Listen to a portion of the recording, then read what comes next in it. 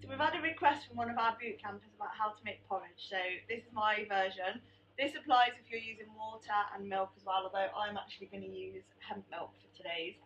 So, getting the oats for a standard size cup of tea mug. So for a single portion, it would basically be half of that cup. For 2 people, so for me and Darren, it's going to be the full cup. Stick that in. I always just do it in the pan in case I spill any, being frugal. Put the heat on. And then the milk is just basically double. So for a single portion, it would be the whole mug. For a double portion, it's going to be 2.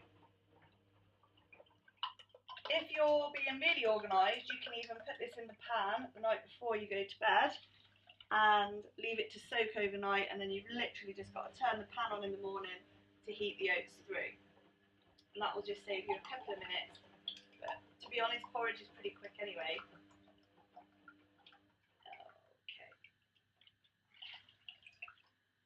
So I'm going to serve mine today with some berries and some nuts to increase the nutrient content. Obviously, lots of antioxidants in berries, and in the nuts there's going to be protein and some fat as well.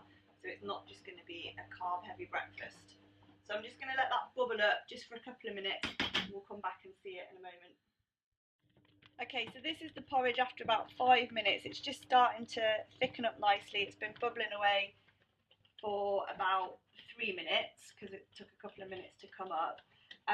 If you had left it to soak overnight, then it would have taken even less time than 5 minutes because the oats take on most of the liquid overnight, and then it's just literally a case of bubbling it up really quickly the next morning. So it depends what consistency you like, but I think this is a really good consistency for porridge. It's still got a little bit of run to it, there's still some liquid, but you can cook it a little bit less or a little bit more according to your taste. So I'm just going to serve up and show how I'm serving today's portion. So that's for me. And then into there I'm going to stick a handful of walnuts, a few cashews. My favourite is Brazils, but I just don't have any. So a few cashews, and then my little portion of strawberries and raspberries going to the top.